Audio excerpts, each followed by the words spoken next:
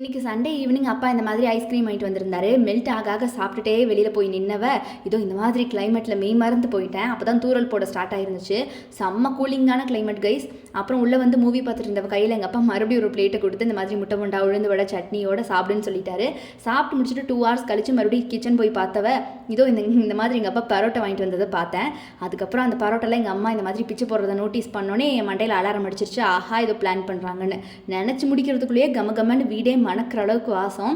எங்கள் அம்மா இந்த மாதிரி தான் பரோட்டாவில் முட்டை பரோட்டா பண்ணிட்டாங்க.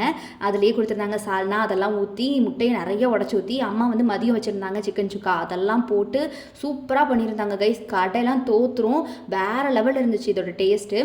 ஸோ இதுதான் இன்றைக்கி சண்டே டின்னருக்காக அம்மா பண்ணியிருந்தாங்க. இதோ இங்கே பாருங்கள் கலரே எப்படி இருக்குன்னு.